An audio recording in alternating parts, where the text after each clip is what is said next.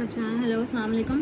Today we will be studying haemoglobin and haemoglobin का dissociation curve, कैसे haemoglobin जो है अपना फंक्शन पूरा करता है, how does it basically behave. ठीक है, तो सबसे पहले तो हमें पता है कि हीमोग्लोबिन का मेजर रोल क्या होता है। हीमोग्लोबिन एक रेड कलर का पिगमेंट होता है that is found in red blood cells and इसका मेजर फंक्शन होता है to transport oxygen from one point in the body to the other point, है ना। तो हीमोग्लोबिन जो है ऑक्सीजन के साथ बाइंड होता है, ऑक्सी हीमोग्लोबिन बनते हैं और फिर oxyhaemoglobin is carried to the location in the body जहाँ पे ऑक्सीजन की ज़रूरत है। जब हीमोग्लोबिन वहाँ पे पहुँच जाता है, वहाँ पे वो ऑक्सीजन को छोड़ देता है, ऑक्सीजन जाके सेल्स में चला जाता है रेस्पिरेशन के लिए, और हीमोग्लोबिन जो है क्या करता है वो हम आगे पढ़ेंगे। वो बेसिकली हीमोग्लोबिन जो बचा हुआ हीमोग्लोबिन होता है वो फिर कार्बन डाइऑक्साइड के साथ बाइंड करके कार्बन डाइऑक्साइड को वापस लंग्स के पास लेकर जाते हैं प्योरिफिकेशन के लिए। ठीक है, अच्छा फिर हमें स्टडी करना है हीमोग्लोबिन डिसोसिएशन कर्व।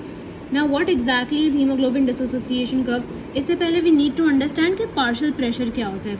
ठीक है, फॉर इंस्टेंस हमारे पास टोटल प्रेशर किसी भी गैस का क्या होगा, 100 होगा, 100% होगा, ये टोटल प्रेशर है। ठीक है, अब हमें क्या देखना है, हमें देखना है कि अगर हमारे पास 10% ऑक्सीजन है या कोई भी गैस है तो उस पर हीमोग्लोबिन कितनी बाइंडिंग शो करता है, कितने अच्छे से बाइंड करता है। अगर हमारे पास 20% ऑक्सीजन है तो हीमोग्लोबिन कितनी बाइंडिंग शो करता है। अगर हमारे पास 30% ऑक्सीजन है तो हीमोग्लोबिन कितनी बाइंडिंग शो करता है, एंड सो ऑन।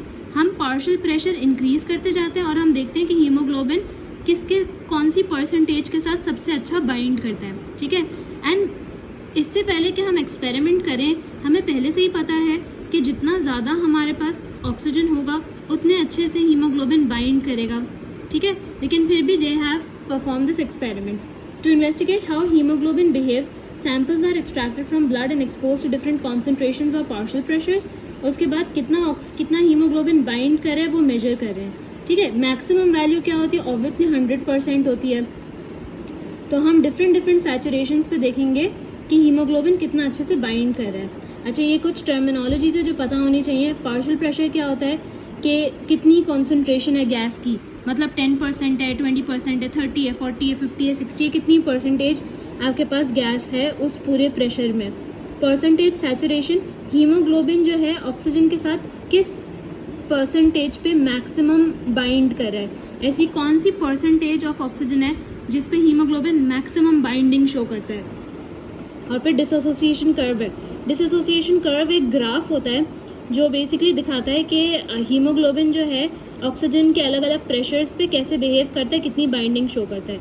अच्छा, जब ये एक्सपेरिमेंट परफॉर्म हुआ तो this is the result that was obtained.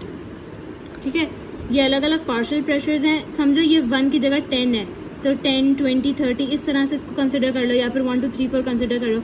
जैसे जैसे वो ऑक्सीजन की पार्शियल प्रेशर बढ़ा रहे हैं तो हमें यहाँ नज़र आ रहा है कि हीमोग्लोबिन की सैचुरेशन भी बढ़ती जा रही है। इसका मतलब है कि आप जितनी ज़्यादा ऑक्सीजन बढ़ाओगे उतना ज़्यादा हीमोग्लोबिन उस ऑक्सीजन के साथ बाइंड करेगी।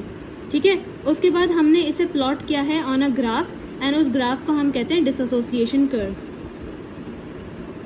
This is the graph. ठीक है, अब हमें क्या नज़र आ रहा है, जैसे जैसे हम पार्शियल प्रेशर बढ़ाते जा रहे हैं तो हीमोग्लोबिन की सैचुरेशन भी बढ़ती जा रही है। ठीक है, लेकिन इनिशियली ये बिल्कुल स्ट्रेट लाइन नहीं है। हमें दिख रहा है कि शुरू में थोड़ी सी रेजिस्टेंस थी, हम बढ़ा रहे हैं लेकिन हमारा सैचुरेशन ऑफ हीमोग्लोबिन इंक्रीज नहीं हो रहा है, स्ट्रेट लाइन नहीं मिल रही है, थोड़ा सा यहाँ पे रेजिस्टेंस है, उसके बाद जाके इंक्रीज हुआ। ये इसलिए होता है क्योंकि हमें पता है कि हीमोग्लोबिन के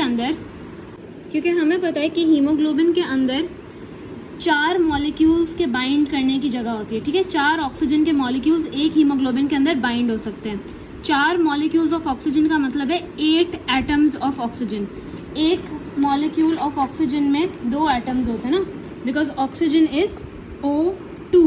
ये एक मॉलिक्यूल है ऑक्सीजन का, तो ऑक्सीजन कितने हैं इसमें, 2 ऑक्सीजन के एटम्स हैं। तो अगर ऐसे हमारे पास 4 हैं, 4 ऑक्सीजन के मॉलिक्यूल्स हैं, तो इसका मतलब ऑक्सीजन के एटम्स कितने हैं, 8 ऑक्सीजन के एटम्स हैं। 4 ऐसे होंगे तो फिर इसको भी हम ओपन कर देंगे तो 8 ऑक्सीजन के एटम्स होंगे। ठीक है, अच्छा तो इससे क्या पता चलता है हमें कि जब ये एस शेप का जो कर्व आ रहा है ना, देखो ये एस शेप बन रहा है, स्लाइटली एस। ग्राफ ऐसा भी तो हो सकता है ना, the graph could have been like this, कि जैसे जैसे हम पार्शियल प्रेशर बढ़ाते जा रहे हैं ऑक्सीजन की हीमोग्लोबिन की सैचुरेशन बढ़ती जा रही है, but the graph is not like this, the graph is S shape का ग्राफ। दैट मीन्स यहाँ से थोड़ी सी रेजिस्टेंस है, फिर ऊपर जा रहा है और फिर डिक्रीज हो रहा है, ये एस शेप का ग्राफ है। तो यहाँ पे इस रीजन में जो रेजिस्टेंस हमें नज़र आती है ना कि हम पार्शियल प्रेशर तो बढ़ा रहे हैं लेकिन ऑक्सीजन की सैचुरेशन उतनी नहीं बढ़ रही है जितनी हम एक्सपेक्ट कर रहे थे, हम ये चीज़ एक्सपेक्ट कर रहे थे। तो ये जो शिफ्ट आता है वो इसलिए आता है क्योंकि हीमोग्लोबिन को थोड़ा सा रेजिस्टेंस फील होती है पहले ऑक्सीजन के एटम के साथ बाइंड होने में। 8 ऑक्सीजन के एटम्स है ना, तो हीमोग्लोबिन का समझो ये मॉलिक्यूल है, ठीक है, इसके पास 8 पोजीशंस ओपन है, 1 2 3 4 5 6 7 8, ठीक है, 8 पोजीशंस ओपन है। इन 8 पोजीशंस पे ऑक्सीजन बाइंड करेगा। पहले पोजीशन पे बाइंड करने के लिए ना थोड़ा सा प्रॉब्लम होती है, थोड़ी सी डिफिकल्टी होती है, हीमोग्लोबिन इतना ईजिली पहले ऑक्सीजन के एटम को एक्सेप्ट नहीं करता, तो थोड़ा सा मुश्किल होती है। लेकिन एक दफ़ा जब एक ऑक्सीजन का एटम लग जाता है ना हीमोग्लोबिन पे, तो हीमोग्लोबिन दूसरे ऑक्सीजन के एटम से बहुत ईजिली बाइंड करता है, ठीक है। दैट्स वाई थोड़ा सा शुरू में डिफिकल्टी है, उसके बाद फिर बहुत ईजी है, तभी हमें यहाँ पे स्ट्रेट लाइन मिल गई। तो ये जो एस शेप का कर्व आता है इसे हम कहते हैं हीमोग्लोबिन डिसोसिएशन कर्व, और ये इसलिए आता है क्योंकि पहला एटम जो है उसे बाइंड करने में प्रॉब्लम होती है, लेकिन एक दफ़ा पहला एटम जब बाइंड कर लेता है तो वो हीमोग्लोबिन के स्ट्रक्चर को इस तरह से मॉडिफाई करता है कि दूसरा एटम, फिर तीसरा एटम, चौथा एटम को बाइंड करने में प्रॉब्लम नहीं होती है। Let's look at what it says over here. The shape of hemoglobin dissociation curve can be explained by the behavior of hemoglobin molecule as it combines with or loses oxygen molecules. Oxygen combines. You will remember that each hemoglobin molecule has 4 heme groups. When an oxygen molecule combines with one heme group, the whole hemoglobin molecule is slightly distorted. The shape change makes it easier for the second oxygen molecule to combine with the second heme group. तो पहले molecule को थोड़ी सी difficulty होती है, लेकिन एक दफ़ा जब पहला मॉलिक्यूल बाइंड कर जाता है हीमोग्लोबिन के साथ तो दूसरे मॉलिक्यूल को डिफिकल्टी नहीं होती है, ठीक है। फिर क्या है हमारे पास, फिर है हमारे पास बोर शिफ्ट। अच्छा, अभी तक तो हमने पढ़ा कि जैसे जैसे हम ऑक्सीजन की पार्शियल प्रेशर को जब इंक्रीज़ करते हैं तो हीमोग्लोबिन की सैचुरेशन भी इंक्रीज़ होती है, लेकिन हमने ये बात डिस्कस नहीं की कि भाई हीमोग्लोबिन की एफिनिटी तो सिर्फ ऑक्सीजन के साथ नहीं है, हीमोग्लोबिन की एफिनिटी ऑक्सीजन के साथ भी है और कार्बन डाइऑक्साइड के साथ भी है ना, और होती तो कार्बन मोनोऑक्साइड के साथ भी है, लेकिन कार्बन मोनोऑक्साइड हमारी बॉडी में नॉर्मल सिचुएशंस में प्रेजेंट नहीं होता अनटिल अनलेस हमारी कोई पॉइजनिंग ना हो गई हो। तो हमारी बॉडी में जो 2 मेजर गैसेस होती है वो होती हैं ऑक्सीजन एंड कार्बन डाइऑक्साइड। तो बोर शिफ्ट का मतलब होता है कि हीमोग्लोबिन, क्योंकि हमें पता है हीमोग्लोबिन की एफिनिटी ऑक्सीजन के साथ भी है, कार्बन डाइऑक्साइड के साथ भी है, तो जब कार्बन डाइऑक्साइड हीमोग्लोबिन को नजर आ जाता है ना तो हीमोग्लोबिन जो है ऑक्सीजन को छोड़ देता है और कार्बन डाइऑक्साइड के साथ बाइंड कर लेता है। दैट मीन्स चाहे ऑक्सीजन की पार्शियल प्रेशर जो भी हो, अगर वहाँ पर कार्बन डाइऑक्साइड होगा तो फिर हीमोग्लोबिन कार्बन डाइऑक्साइड के साथ बाइंड करना प्रेफर करेगा रादर देन ऑक्सीजन के साथ। इसे हम बोर शिफ्ट कहते हैं। देखो, this is where the Bohr shift की definition is the decrease in affinity of haemoglobin for oxygen that occurs when carbon dioxide is present.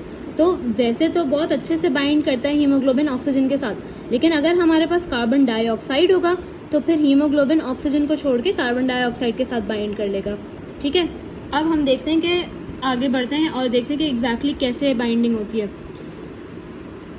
Haemoglobin की सैचुरेशन सिर्फ पार्शियल प्रेशर ऑफ ऑक्सीजन पे dependent नहीं है, partial pressure of carbon dioxide पे भी dependent है। और कार्बन डाइऑक्साइड के साथ वो कैसे बाइंड करती है, ठीक है। हमारे जब सेल्स रिस्पायर करते हैं, ऑक्सीजन को यूज़ करते हैं, ग्लूकोज को यूज़ करते हैं, रेस्पायरेशन करके क्या प्रोड्यूस करते हैं, कार्बन डाइऑक्साइड प्रोड्यूस करते हैं। फिर कार्बन डाइऑक्साइड वाटर के साथ कंबाइन होता है और ये बहुत इंपॉर्टेंट एंजाइम है, कार्बोनिक एनहाइड्रेज, ठीक है। ये this is a very important enzyme in the body. Carbonic anhydrase क्या करता है, कार्बन डाइऑक्साइड एंड वाटर जब बाइंड करते हैं ना तो कार्बोनिक एनहाइड्रेज इस रिएक्शन को फैसिलिटेट करता है, मतलब इस रिएक्शन की स्पीड को इंक्रीज करता है और कार्बोनिक एसिड बनाता है, ठीक है। तो कार्बन डाइऑक्साइड जो सेल्स ने रिलीज किया वो वाटर के साथ कंबाइन होगा और क्या बन जाएगा, कार्बोनिक एसिड। अब कार्बोनिक एसिड ऑब्वियसली क्या है, एसिडिक है नेचर में, ठीक है। कार्बोनिक एसिड या कोई भी एसिड, दुनिया का कोई भी एसिड हो, सल्फ्यूरिक एसिड हो, नाइट्रिक एसिड हो, कोई भी एसिड हो, ठीक है, वो क्या करता है, ब्रेक डाउन होता है इनटू हाइड्रोजन आयन और एक एन आयन में ब्रेक डाउन होता है। तो यहाँ पे कार्बोनिक एसिड किस में ब्रेक डाउन हो रहा है, हाइड्रोजन आयन में ब्रेक डाउन हो रहा है एंड हाइड्रोजन कार्बोनेट आयन में ब्रेक डाउन हो रहा है, ठीक है। अब ये जो हाइड्रोजन आयन है ना, ये किसी भी एसिड को अपनी एसिडिक प्रॉपर्टीज देती है। दैट मीन्स ये हाइड्रोजन आयन के रिलीज की वजह से चीज़ जो है वो एसिडिक हो जाती है। अब अगर ये हाइड्रोजन आयन बहुत सारा हमारी बॉडी में रिलीज हो गया, इसका मतलब है हमारा जो ब्लड है वो बहुत ज़्यादा एसिडिक हो जाएगा। ठीक है, तो हीमोग्लोबिन जो है ना, बेसिकली इस कार्बन डाइऑक्साइड के साथ बाइंड नहीं करता, हीमोग्लोबिन इस हाइड्रोजन आयन के साथ बाइंड करता है। ठीक है, और क्या बन जाता है, हीमोग्लोबोनिक एसिड HHB बन जाता है। उसके बाद ये इस हाइड्रोजन आयन को कैरी करता है। तो बचपन में तो हम पढ़ते हैं कि हीमोग्लोबिन कार्बन डाइऑक्साइड के साथ बाइंड करता है, बट इन रियलिटी ऐसा नहीं होता। कार्बन डाइऑक्साइड वाटर के साथ मिल के कार्बोनिक एनहाइड्रेस के इन्फ्लुएंस के अंदर कार्बोनिक एसिड बनता है। Carbonic acid dissociates into hydrogen ion and hydrogen carbonate ion. फिर हीमोग्लोबिन जो है ना, इस हाइड्रोजन आयन के साथ बाइंड करता है। ठीक है, अब इससे क्या होता है, दो चीज़ें होती हैं। एक तो हीमोग्लोबिन ने एक्सेस हाइड्रोजन आयंस को रिमूव कर दिया, तो क्योंकि अगर ये हाइड्रोजन आयंस हमारी बॉडी में रहते तो हमारी बॉडी का जो pH होता वो बहुत ज़्यादा एसिडिक हो जाता। तो हीमोग्लोबिन एक बहुत इंपॉर्टेंट रोल प्ले कर रहा है, यहाँ पे बफर का रोल प्ले कर रहा है, जिसमें वो हाइड्रोजन आयन के साथ कंबाइन करके ब्लड के pH को नॉर्मलाइज कर देता है, न्यूट्रल कर देता है। If hydrogen ions were left in the solution, the blood would be very acidic. By removing hydrogen ions from the solution, the hemoglobin helps to maintain the pH of the blood close to neutral. It acts as a buffer. अच्छा, ठीक है, तो basically haemoglobin जो है buffer की तरह भी behave कर रहा है। एक तो कैरी भी कर रहा है, कार्बन डाइऑक्साइड को एक लोकेशन से दूसरी लोकेशन कैरी करने में भी हेल्प कर रहा है। दूसरा क्या कर रहा है, दूसरा it's acting as a buffer, जिसकी वजह से हमारी बॉडी का जो pH है वो न्यूट्रल के अराउंड रहता है। वैसे हमारी बॉडी का नेचुरल pH जो होता है वो 7.2 7.4 के बीच में रहता है, स्लाइटली अल्कलाइन रहता है, लेकिन वो इसलिए रहता है क्योंकि हीमोग्लोबिन इसको बहुत, हमारे ब्लड को बहुत ज़्यादा एसिडिक नहीं होने देता। फिर हमारे पास आता है द क्लोराइड शिफ्ट। अब what is the chloride shift? To understand that let's go back and see के यहाँ पर क्या हो रहा था। यहाँ पे हमने देखा कि carbon dioxide reacted with water to give us carbonic acid. तो ये कार्बोनिक एसिड डिसोसिएट हो गया into hydrogen ion and hydrogen carbonate ion. ठीक है, हाइड्रोजन आयन ने क्या किया, हाइड्रोजन आयन ने हीमोग्लोबिन के साथ बाइंडिंग करके हीमोग्लोबोनिक एसिड बना दिया। अब ये जो हाइड्रोजन कार्बोनेट आयन है बहुत सारा रह गया है सेल के अंदर, रेड ब्लड सेल के अंदर बहुत सारा हाइड्रोजन कार्बोनेट आयन है।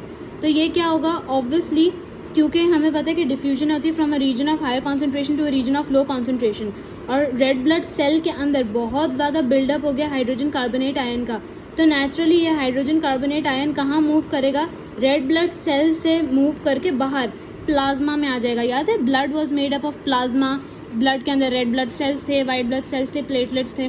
तो वो रेड ब्लड सेल से निकल के कहाँ आ जाएगा, प्लाज्मा में आ जाएगा। ठीक है, अब क्योंकि बहुत सारे negative ions red blood cell से निकल के प्लाज्मा में आ गए हैं, तो प्लाज्मा में नेगेटिविटी बहुत ज़्यादा बढ़ गई है। अब प्लाज्मा के अंदर होते हैं क्लोराइड आयन्स। ठीक है, तो अब ये क्लोराइड आयन्स क्या करेंगे, chloride ions red blood cell के अंदर चले जाएंगे।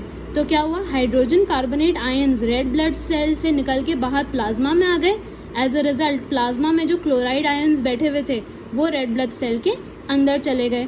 इसे हम कहते हैं क्लोराइड शिफ्ट। अगर क्लोराइड शिफ्ट नहीं होगा तो क्या होगा, क्या प्रॉब्लम हो जाएगी। If the chloride shift did not happen, the inside of red blood cell will develop an overall positive charge because hydrogen ions would accumulate. Hydrogen ions can not leave the cell because of cell membrane. अच्छा, अगर chlorides अंदर cell membrane red blood cell के अंदर move नहीं करेंगे तो क्या होगा, हमने देखा हाइड्रोजन कार्बोनेट आयन्स तो रेड ब्लड सेल से निकल के बाहर आ गए। That means negativity red blood cell से निकल के बाहर आ गई। तो रेड ब्लड सेल के अंदर क्या रह गया है, हाइड्रोजन आयन्स रह गए जो बहुत ज़्यादा पॉजिटिव है। तो पूरा जो रेड ब्लड सेल है वो क्या हो जाएगा, बहुत ज़्यादा पॉजिटिव हो जाएगा, बहुत ज़्यादा पॉजिटिवली चार्ज हो जाएगा। तो उसको न्यूट्रलाइज करने के लिए ये जो क्लोराइड आयन्स है ये अंदर चले जाते हैं, ताकि बहुत ज़्यादा जो रेड ब्लड सेल है वो बहुत ज़्यादा नेगेटिवली पॉजिटिवली चार्ज भी ना हो जाए, बहुत ज़्यादा नेगेटिवली चार्ज भी ना हो जाए। ठीक है, तो इसे हम कहते हैं chloride shift. The movement of chloride ions into red blood cell from blood plasma to balance the movement of hydrogen carbonate ions into the plasma from the red blood cells. ठीक है, इसे हम कहते हैं क्लोराइड शिफ्ट। अच्छा, उसके अलावा ये यहाँ पे लिखा हुआ है carb amino haemoglobin. Carb amino haemoglobin तब बनता है जब हीमोग्लोबिन कार्बन डाइऑक्साइड के साथ बाइंड करता है। यहाँ पे there is a very good picture that's shown, जो बता रहा होता है क्या हो रहा होता है। ठीक है, हमारे पास टिश्यू फ्लूइड है। टिश्यू फ्लूइड कौन सी जगह होती है, जो सेल्स के बीच का जो जो फ्लूइड होता है सेल्स के बीच में उसे टिश्यू फ्लूइड कहते हैं, वहाँ पे बहुत ज़्यादा रेस्पायरिंग सेल्स होते हैं, वहाँ पे कार्बन डाइऑक्साइड का बहुत ज़्यादा बिल्डअप होता है। ये कार्बन डाइऑक्साइड कहाँ जा रहा है, ये प्लाज्मा है, ये रेड ब्लड सेल है, ठीक है। ये कार्बन डाइऑक्साइड प्लाज्मा के अंदर जा रहा है। कार्बन डाइऑक्साइड प्लस वाटर और कार्बोनिक एनहाइड्रेस के प्रेजेंस में क्या बन रहा है, कार्बोनिक एसिड बन रहा है। कार्बोनिक एसिड क्या करेगा, will break down into hydrogen ions and hydrogen carbonate ions, ठीक है। फिर ये जो हाइड्रोजन आयंस है ये क्या करेंगे, ये जो है वापस इस सेल के अंदर आ जाएंगे और हीमोग्लोबिन के साथ बाइंड करेंगे। ये जो हाइड्रोजन कार्बोनेट के आयंस हैं ये बाहर चले जाएंगे। इसको बैलेंस करने के लिए क्लोराइड आयंस जो हैं वो अंदर आ जाते हैं, ठीक है। उसके बाद ये क्या है, this is carbon dioxide bounded to haemoglobin एंड ये बन गया हमारा कार्ब अमीनो हीमोग्लोबिन, ठीक है। तो कार्बन डाइऑक्साइड दो वेज से कैरी होता है, एक तो हाइड्रोजन कार्बोनेट के फॉर्म में कैरी होता है और एक कार्ब अमीनो हीमोग्लोबिन के फॉर्म में। लेकिन कार्ब अमीनो हीमोग्लोबिन के फॉर्म में it's only 10% of the carbon dioxide is carried. Majority जो कार्बन डाइऑक्साइड की मूवमेंट होती है वो होती है हाइड्रोजन कार्बोनेट के फॉर्म में। इसका मतलब है कार्बन डाइऑक्साइड वाटर के साथ रिएक्ट करके हाइड्रोजन कार्बोनेट बनाएगा। Hydrogen carbonate will break down into hydrogen and hydrogen carbonate and ये जो हाइड्रोजन के आयंस है ये बाइंड करेंगे हीमोग्लोबिन के साथ and they will be carried. फिर क्या होगा, ये जितना भी हीमोग्लोबिन है जो हाइड्रोजन के साथ भी बाइंड हुआ है, जो कार्बन डाइऑक्साइड के साथ भी बाइंड हुआ है, ये हीमोग्लोबिन जो है रेड ब्लड सेल्स के अंदर कैरी होंगे टू द लंग्स। लंग्स में पहुंचने के बाद इसका बिल्कुल उल्टा रिएक्शन होगा क्योंकि वहां से कार्बन डाइऑक्साइड को निकालना है और नए ऑक्सीजन को डालना है। तो लंग्स के पास एल्वियोलाई में ऑक्सीजन का अबंडेंस है, तो ऑक्सीजन जो है हीमोग्लोबिन के साथ बाइंड करेगा एंड हीमोग्लोबिन वहाँ पर कार्बन डाइऑक्साइड को रिलीज कर देगा और फिर जब वो रिलीज हो जाएगा हम ब्रीथ आउट करते हैं और हमारी बॉडी में से सारा का सारा कार्बन डाइऑक्साइड बाहर निकल जाता है।